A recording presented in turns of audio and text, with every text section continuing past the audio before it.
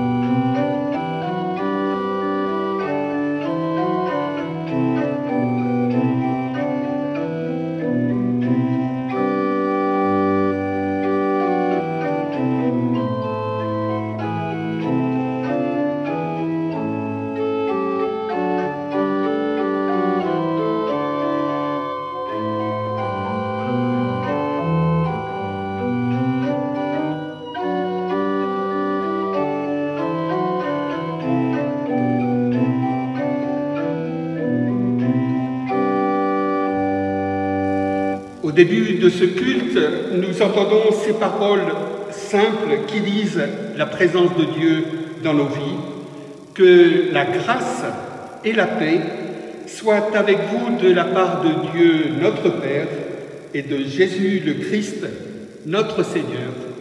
Amen. Et nous chantons le Sauveur est ressuscité.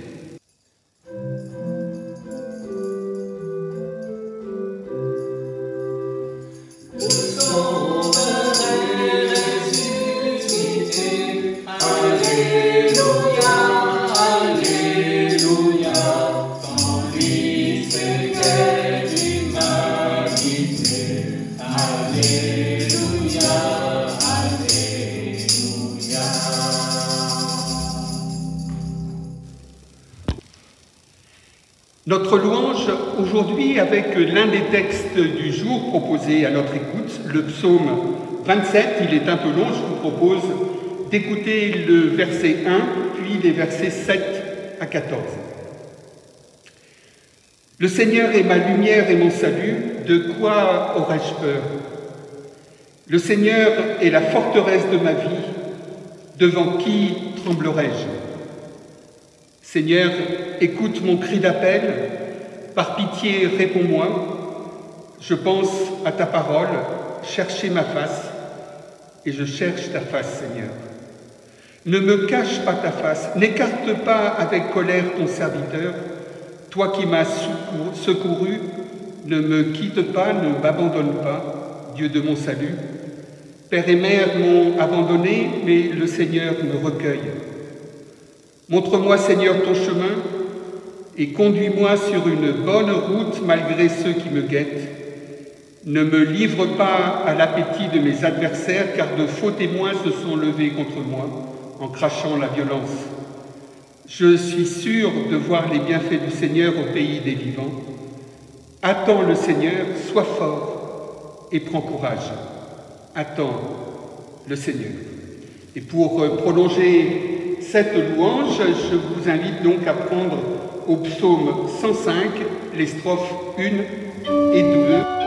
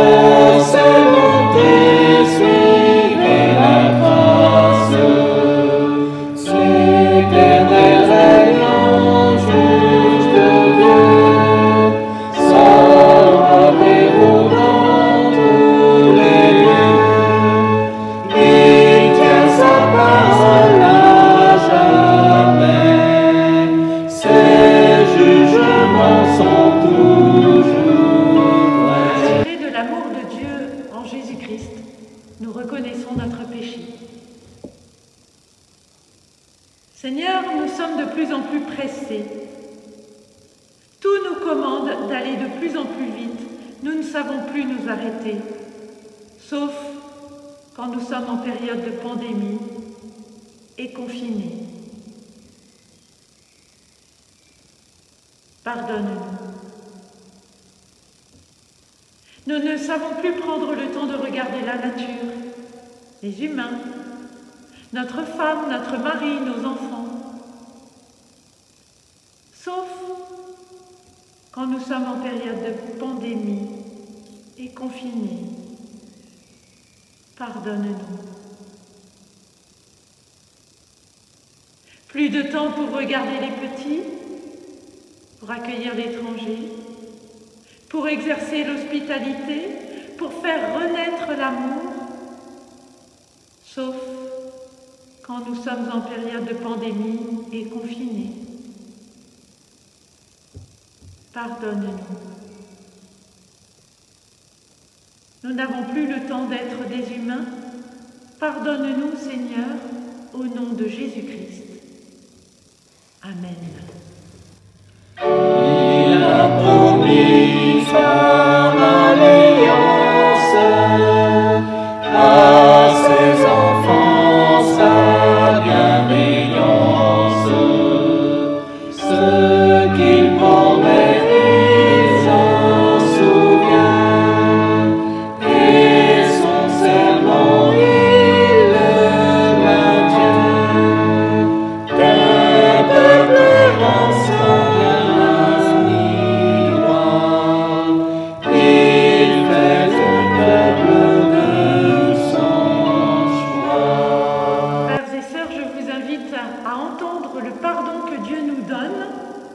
Recevoir le pardon de Dieu, c'est prendre le temps de dire oui à la vie tout entière.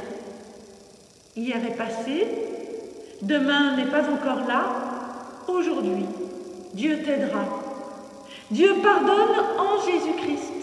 Il vous ouvre le temps de dire oui à la vie tout entière, oui jusqu'à la vie éternelle. Amen. Pardonner et libérer, écoutons ce que Dieu veut pour nous et qu'il nous donne la force de faire. Dieu seul peut créer, mais il nous appartient de mettre en valeur ce qu'il crée. Dieu seul peut donner la vie, mais il nous appartient de la transmettre et de la respecter.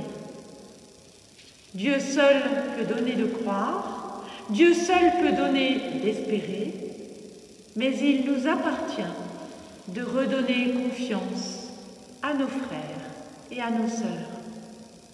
Dieu seul peut donner d'aimer, mais il nous appartient d'apprendre à aimer nos frères et nos sœurs. Dieu seul peut donner la paix, mais il nous appartient de nous réunir. Dieu seul peut donner la force, mais il nous appartient de soutenir. Dieu seul peut donner la joie, mais il nous appartient de sourire. Dieu seul est la lumière, mais il nous appartient de la faire briller pour nos sœurs et nos frères. Dieu seul peut faire un miracle, mais il nous appartient d'apporter nos 5 pains et nos 3 poissons. Dieu seul se suffit à lui-même, mais il a voulu avoir besoin de chacun et de chacune de nous. Amen. Fini le temps de la détresse, le peuple vit dans l'allégresse. Il est conduit vers le pays dont il pose goûter les fruits. S'il fait toujours sa volonté, Dieu de justice et de bonté. Nous nous tournons dans la prière d'illumination avant d'écouter les Écritures. Je vous invite à la prière. Dieu notre Père, accorde-nous ton Saint-Esprit, que ta parole soit pour nous bonne nouvelle, qu'elle soit la source de notre joie, qu'elle nous permette de vivre toujours mieux comme des enfants de Dieu, comme tes enfants bien-aimés. Amen. Aux textes qui nous sont proposés aujourd'hui dans les lectures du jour, nous ajoutons dans le livre de l'Ecclésiaste au chapitre 1, les versets 12 à 18. Moi, Coëlette, j'ai été roi sur Israël, à Jérusalem. J'ai eu à cœur de chercher et d'explorer par la sagesse tout ce qui se fait sous le ciel. C'est une occupation de malheur que Dieu donne aux fils d'Adam pour qu'ils s'y appliquent. J'ai vu toutes les œuvres qui se font sous le soleil, mais voici que tout est vanité et poursuite de vent. Ce qui est courbé, on ne peut le redresser. Ce qui fait défaut ne peut être compté. Je me suis dit à moi-même, voici que j'ai fait grandir et progresser la sagesse plus que quiconque m'a précédé comme roi sur Jérusalem. J'ai fait l'expérience de beaucoup de sagesse et de science. J'ai eu à cœur de connaître la sagesse et de connaître la folie et la sottise. J'ai connu que cela aussi, c'est poursuite de vent. Car en beaucoup de sagesse, il y a beaucoup d'affliction qui augmente le savoir, augmente la douleur. Et puis nous lisons dans le livre des Actes des Apôtres, au chapitre 1, les versets 12 à 14.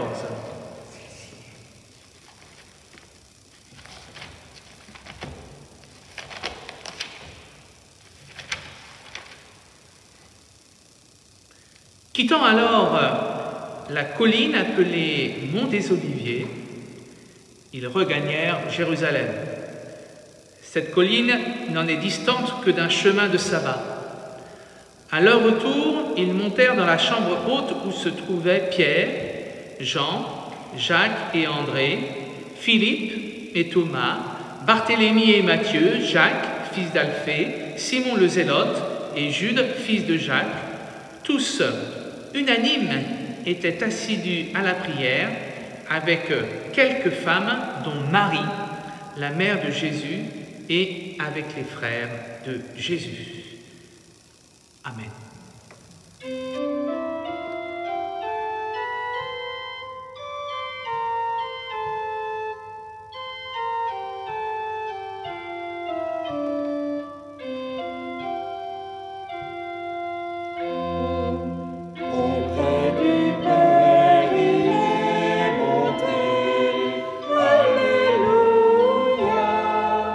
Jésus vivant ressuscité,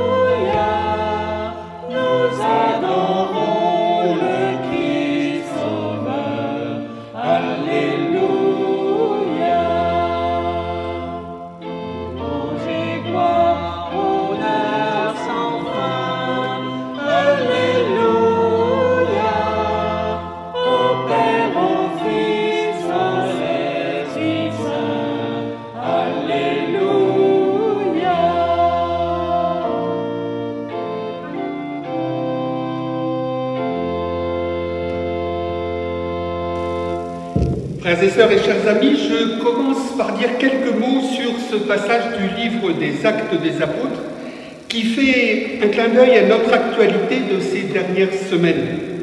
Et ce clin d'œil, c'est celui de la distance. Suivant les traductions, on parle de la distance d'environ 1 kilomètre ou à proximité, et puis certaines traductions, comme celle qu'a utilisée Hervé, celle de la traduction œcuménique de la Bible, dit la distance autorisée pendant le sabbat, au cas où il faille déroger à rester chez soi.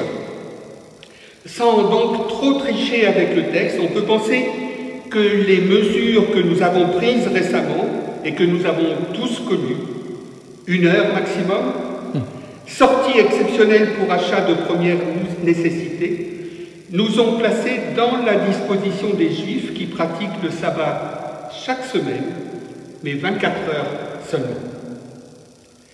Le lieu où Jésus est en compagnie des disciples et d'où il disparaît est le même, c'est celui où ils se sont retirés après avoir partagé la dernière Pâque dans une oliveraie que la tradition a nommée le Mont des Oliviers. Et donc pour la 2e fois, ce Mont des Oliviers est un lieu de rupture. La première fois, vous vous en souvenez, Jésus est arrêté au Mont des Oliviers, il va être donc séparé des disciples fuient, Jésus se retrouve tout seul. Et la seconde fois, voilà qu'il les quitte pour monter au ciel, mais cette fois-ci c'est avec une promesse, celle de son retour du ciel, de la même manière, nous dit le texte, qu'ils ont vu le départ.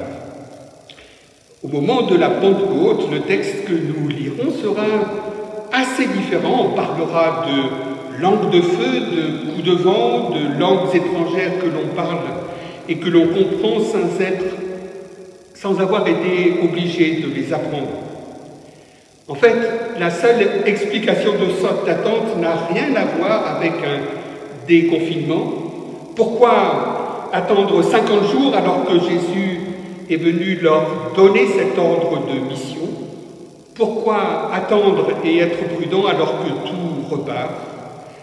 En fait, c'est que dans le judaïsme, 50 jours, ou plus exactement 49 jours après la fête de Pâques, Pessah, voici qu'une deuxième fête est célébrée, en fait 7 fois 7 semaines après, la fête de Shavuot, la fête des prémices, où l'on se rend à Jérusalem pour offrir au temple justement les prémices des récoltes.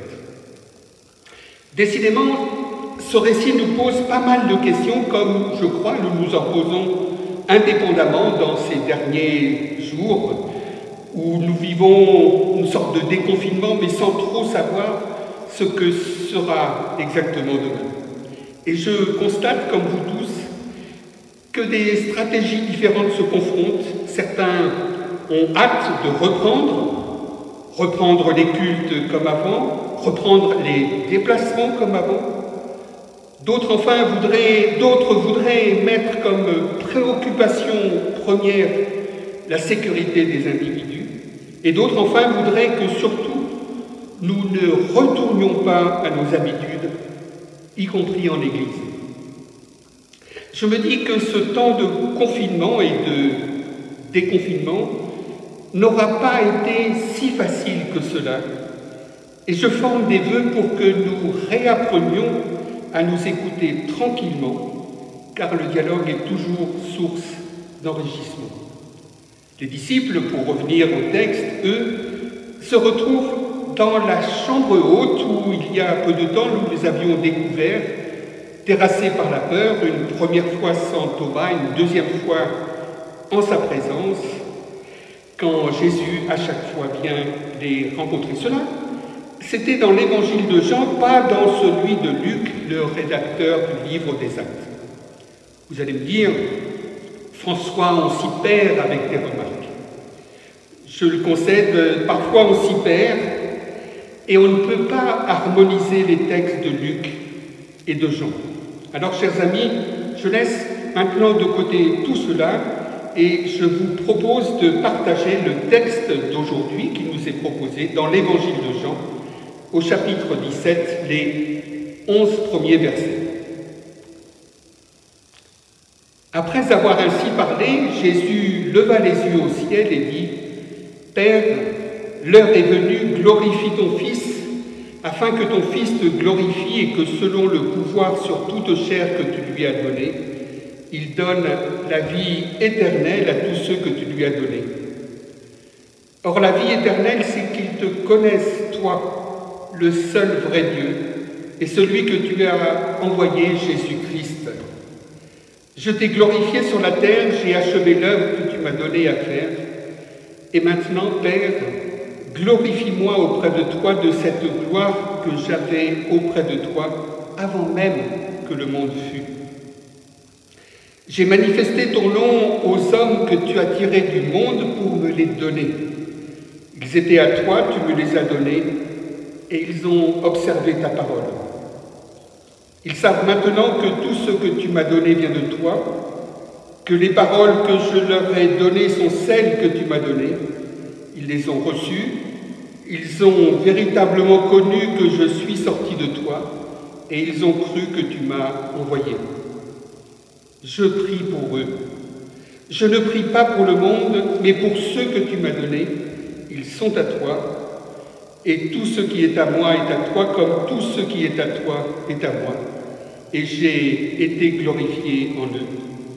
Désormais, je ne suis plus dans le monde, eux restent dans le monde, tandis que moi, je vais à toi, Père, Père Saint, garde-les en ton nom que tu m'as donné, pour qu'ils soient un, comme nous sommes un. Le style de Jean, en tout cas dans ce passage, est un style qui lui est propre.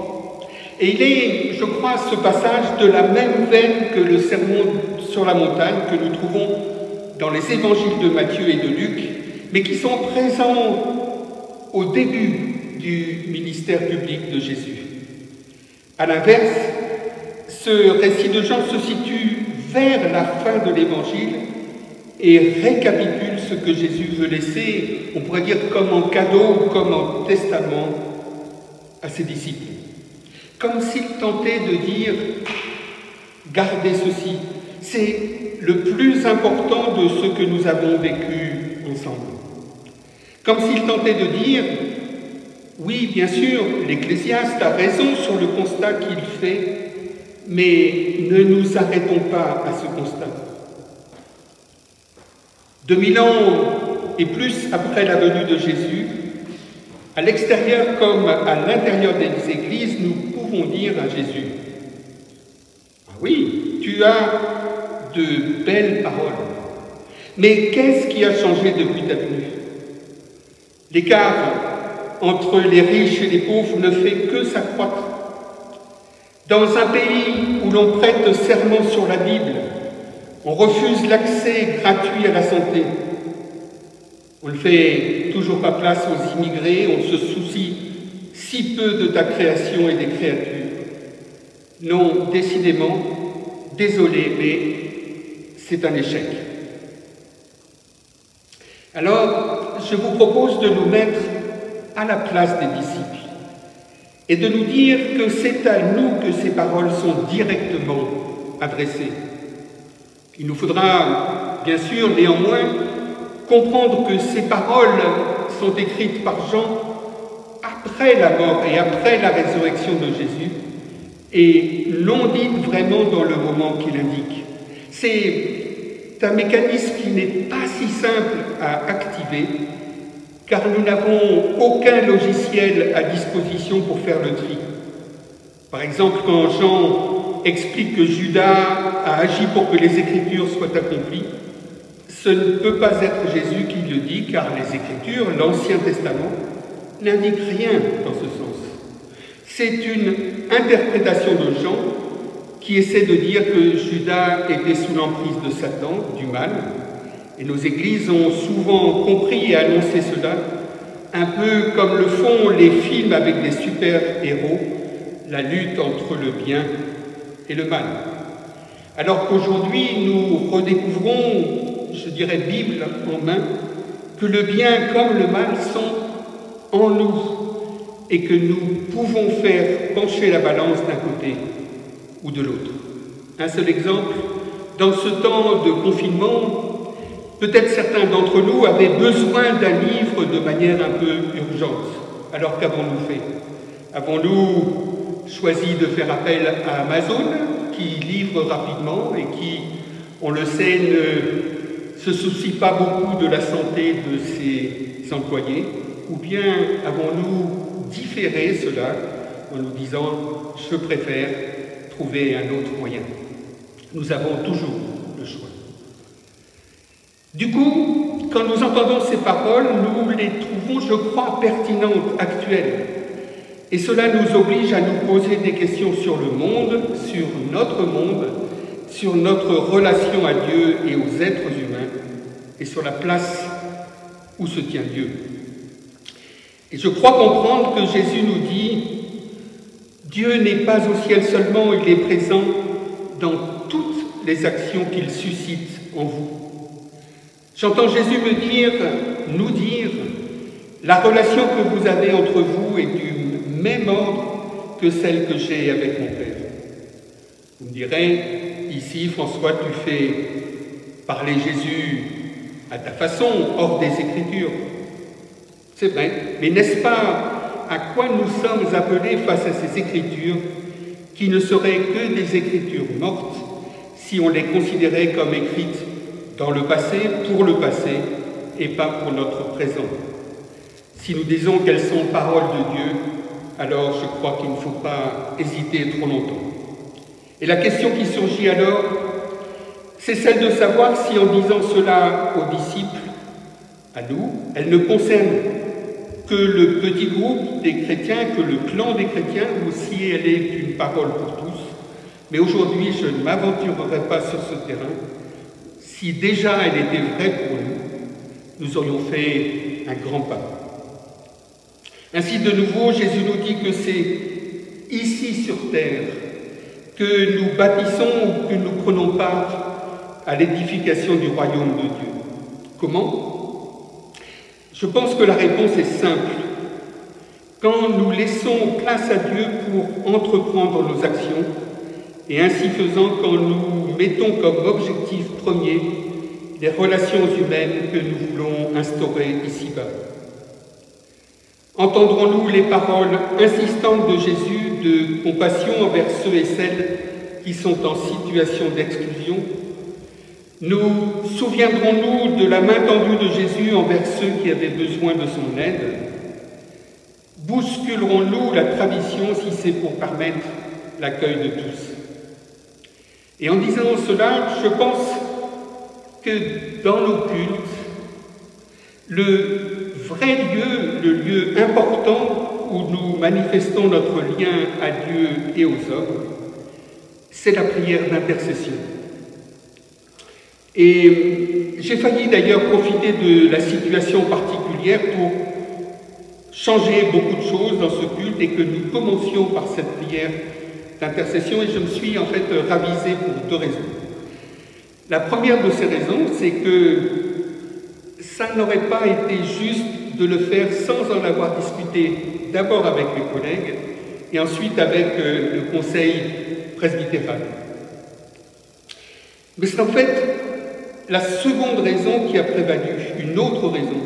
Jésus ne nous demande pas d'abord de bousculer les habitudes. Ce que Jésus attend de nous, c'est non pas que nous lui remettions nos prières pour lesquelles nous nous sentons démunis, mais c'est pour que nous lui demandions de nous aider à œuvrer, pour qu'il renouvelle en nous et pour nous cette présence qui nous permette de croire que nous sommes le sel de la terre et que nous pouvons au moins penser possible de déplacer des montagnes.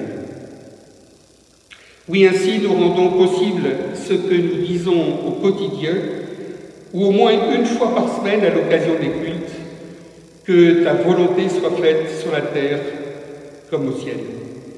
Et un dernier mot en forme de clin d'œil à celles et ceux qui participent annuellement à la semaine de prière pour l'unité des chrétiens au mois de janvier, fin janvier. Sans doute ces personnes ont entendu à la lecture de ce passage de Jean que ce passage était au centre justement de nos rencontres, être un. Eh bien en fait ce n'est pas une parole pour un moment dans l'année, mais c'est une parole qui doit guider nos vies chaque jour. Être un avec mes semblables doit être notre préoccupation. Amen.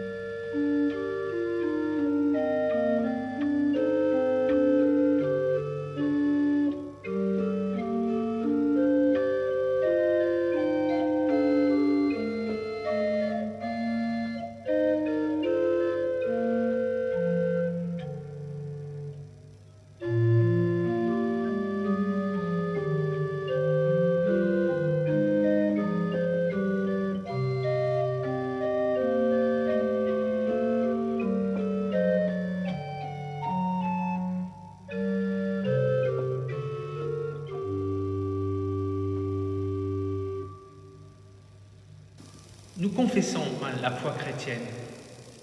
Je crois en Dieu, le Père de Jésus de Nazareth et mon Père. Maître du temps et de la vie, il est le Seigneur de toute l'humanité et de son histoire. Il bénit la lutte des hommes et des peuples pour la justice, la fraternité et la paix. Dans sa volonté d'amour, il les précède sur le chemin de leur libération. Je crois en Jésus-Christ, le Fils de Dieu et mon frère. Il m'aide à croire en Dieu au milieu de tous mes doutes paralysants. Il m'aide aussi à espérer dans la venue d'un monde nouveau et il m'invite à témoigner de son amour sans frontières malgré toutes mes faiblesses. Il m'invite à œuvrer avec tous les assoiffés de paix pour un monde où chacun pourra enfin vivre dans la joie et la reconnaissance. Je crois en l'Esprit Saint qui suscite l'Église, qui est la présence efficace de Dieu et la parole vivante de Jésus-Christ dans notre monde et dans notre vie. Amen.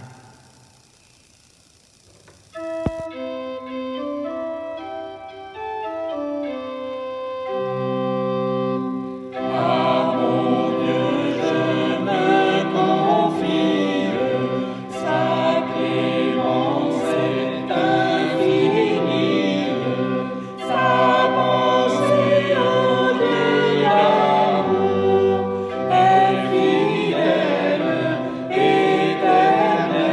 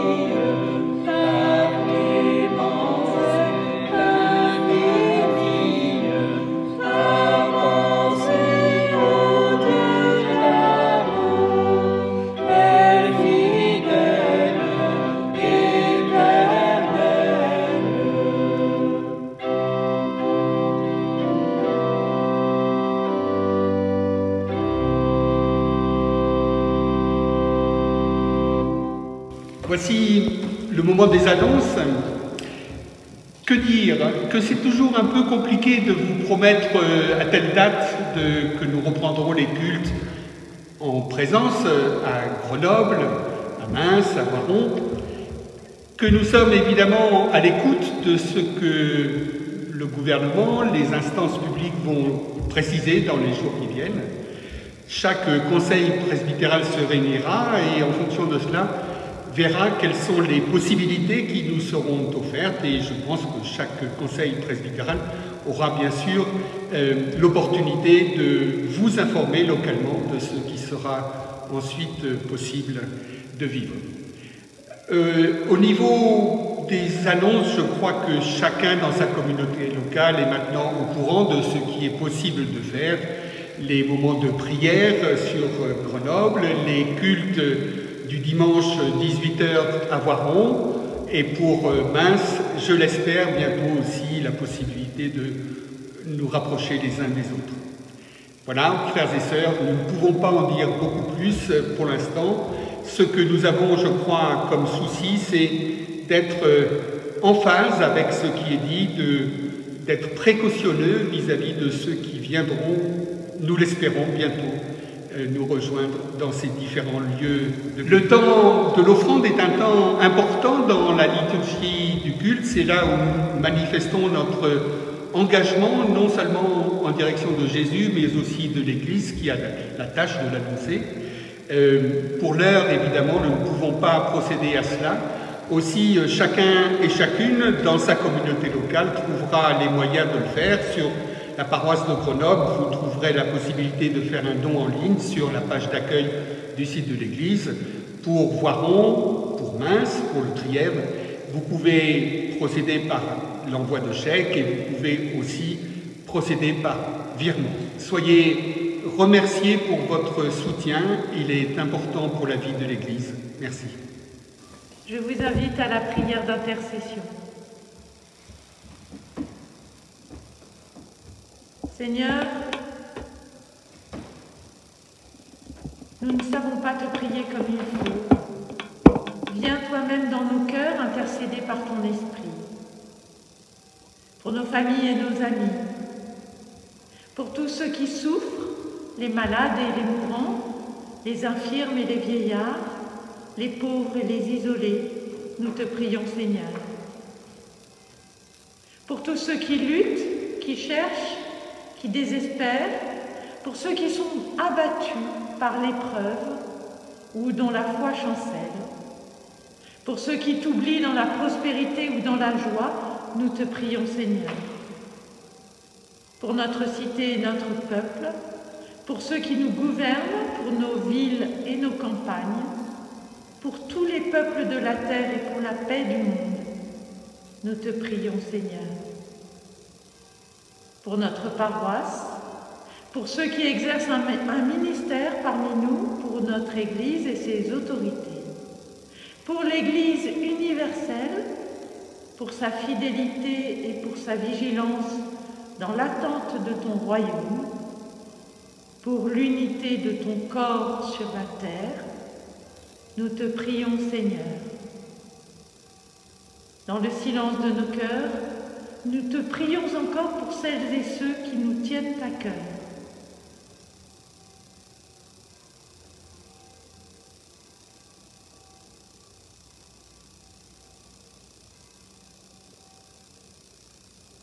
Enfin, nous réunissons toutes nos prières en t'adressant celles que Jésus nous a apprises. Notre Père, qui es aux cieux, que ton nom soit sanctifié, que ton règne vienne, que ta volonté soit faite sur la terre comme au ciel. Donne-nous aujourd'hui notre pain de ce jour. Pardonne-nous nos offenses, comme nous pardonnons aussi à ceux qui nous ont offensés. Et ne nous laisse pas entrer en tentation, mais délivre-nous du mal, car c'est à toi qu'appartiennent le règne, la puissance et la gloire, pour les siècles des siècles. Amen. Et voici le temps de nous séparer. Mais avant cela, bien sûr, nous recevons la bénédiction que Dieu nous adresse. Que l'Esprit de Dieu verse sa force, sa douceur et sa paix dans vos corps, vos âmes et vos esprits. Que Dieu bénisse vos oreilles, qu'il les ouvre à ce qui est aimable, édifiant et encourageant, et qu'il les ferme à ce qui est destructeur. Que Dieu bénisse vos yeux, qu'il les ouvre sur les beautés du monde et sur les attentes de votre prochain. Que Dieu bénisse votre bouche, qu'il l'ouvre pour des paroles sincères, bonnes et apaisantes, qu'il en fasse un sourire. Que Dieu bénisse vos mains, qu'il les ouvre pour qu'elles expriment la tendresse et le secours et pour qu'elles se tendent vers lui dans la prière confiante. Que Dieu bénisse vos pieds, afin que vous marchiez dans votre vie avec le Christ et qu'il vous porte vers les autres dans l'amour. Que Dieu bénisse vos maisons et vos familles, qu'elles soient des lieux d'accueil, d'amour, de joie et de paix. Et que Dieu marche devant vous pour vous ouvrir la route, qu'il marche à vos côtés pour vous soutenir, qu'il marche derrière vous pour vous protéger des dangers. Amen.